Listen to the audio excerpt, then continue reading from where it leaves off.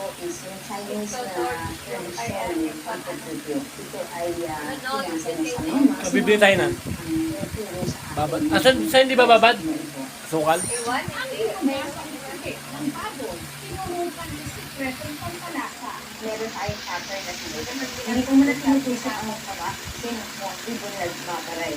Probably mga alisin. Pampalasa yan. Ito ang proseso ng soft na masal. Bakit? Para mag-circulate yung ating hinatok ng tubig. Lalagyan natin sa chiller. Ito natin siya for 30 minutes.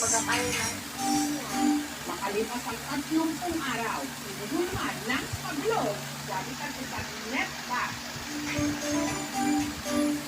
Sa isang palyasin, inihanda ang cooking mixture. Cinnamon stick. Bigyan natin ng anis. Kailangan natin ng low fire, slow cooking. Para hindi magkalat nilalagay sa pares. Yung nilalagay? Makalipas ang 2 oras, Ang bango sa pares. tinanggal sa net bag. Tuyo, tinudura ng asukal. At linay, gamit ang pork. Na ibibenta nila 1,850 pesos kada kilo.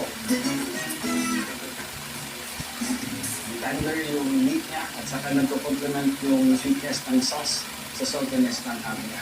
Mahigit 4 na dekada na raw ang tanda ng recipe nito. Pero ang pagmamahal ni Lola Benita sa kanyang mga anak at apo, lasap pa rin ng mag-anak hanggang ngayon dahil sa pamanang abon. Hindi ko kaya nung basta lang isang tabi, yung itinamahan niya. Kaya nga, hinandun ko sa anak ko, kaya ko ingatan mo din, kasi ito ay legasiya ng iyong lola. Para naman ipagdiwang ang kalayaan ng Bulacan sa kamay ng mga Kastila taong 1898, karoon ng isang piging.